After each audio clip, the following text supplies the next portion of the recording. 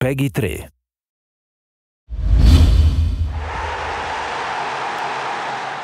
Hello everyone, my name's Miles Jacobson. I'm Studio Director at Sports Interactive, who are the development team responsible for the Football Manager series of games. I'm here today to tell you a little bit about Football Manager 2011, which will be out before Christmas. We're very pleased with the fact that we've got more new features than ever before. And what I'm going to do today is just go through a few of the highlight features, and then we'll be revealing more over the coming months. The first thing that I'd like to talk about from Football Manager 2011 is the new contract negotiation system that we have in place. We first put agents into the game in FM 2005, and they're still there. But we've expanded upon that a lot more in Football Manager 2011, and we have lots of different agent types now inside the game.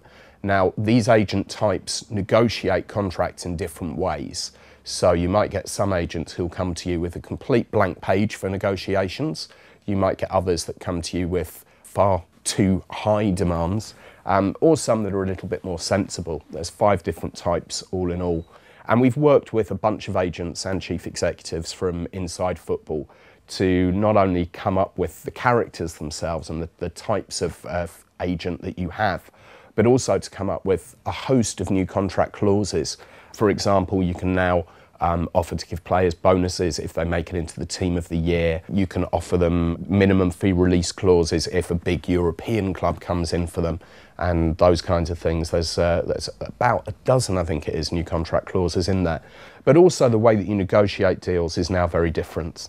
It's not a case of you make an offer, send a fax, essentially, is how the way it used to be in the game. In the real world, that's not really how it's done. It's either done on the phone or face-to-face, sitting in a room, and you negotiate it there and then the player will go away and decide whether he wants to join after you've come to some kind of agreement on terms. It might be that another club offer him better terms in the meanwhile, and they might come back to you, or they might decide to just take it there and then.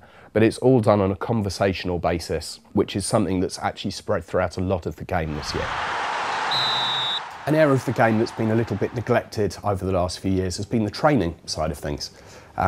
This is because simply we hadn't got any better ideas of how we could improve it.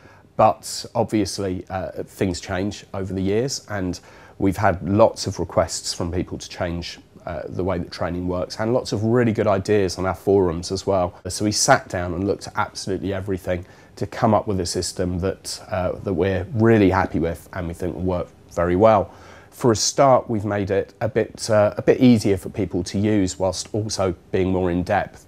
So you've got 14 extra areas that you can train players in, rather than just having the general category. There are 14 other presets. But we also have a new match preparation section, which is something that we never dealt with very well before. And this allows you to train your players in specific formations. It also allows you to focus training on a particular area. So, for example, if you're like me and play the game by making loads of transfers right at the start of the game, this will actually allow you to try and encourage your team to blend together whilst you're preparing for matches. A really important part of being a football manager is to be able to effectively interact with your players and your board, as well as being able to play mind games with other managers.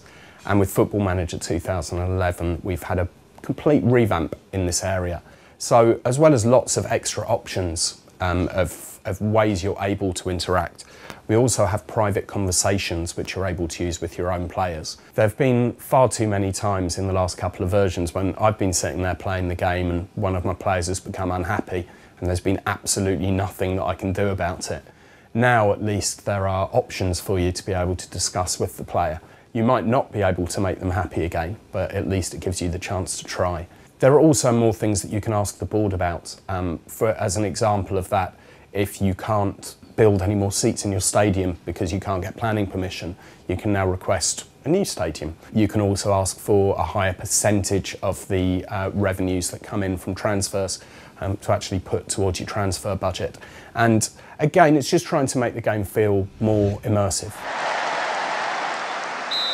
A few years ago, we changed the way that the news and inbox worked inside the game. We basically split the 2 screens separately from one another because there was so much news from around the world coming through inside the game. That worked quite well for what we were trying to do, but unfortunately had the knock-on that people found that they didn't feel as immersed inside the game world anymore as they had done previously.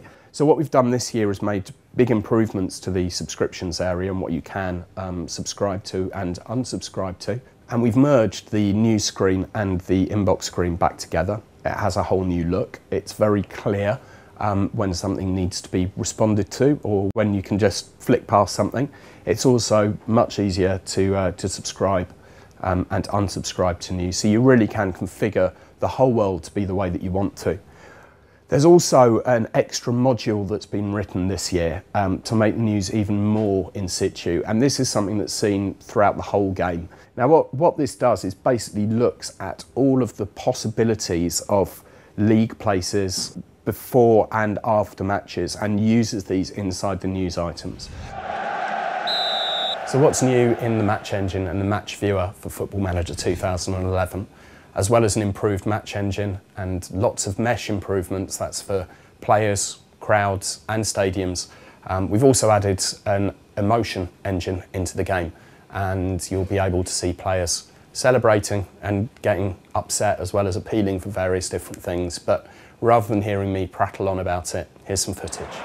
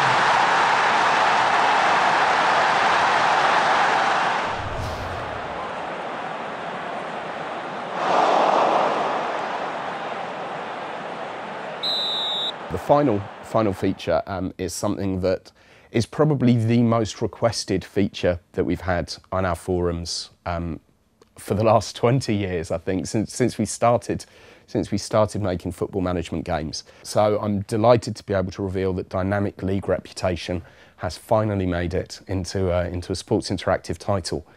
This will mean that if you take on a club in a less fancied nations, say, maybe a nation that haven't done that well in European competitions in the past, and you take that club to glory, you will find the reputation not just of your club, but of your whole league will raise. And over time, better players will join you, better players will want to come and play in your country. And it's very important for us to get that right in the game, and we weren't ever going to allow this feature to happen until we were happy with the way that it was working. And now we are. Thank you very much for taking the trouble to watch this video today to find out a little bit about what's coming in Football Manager 2011.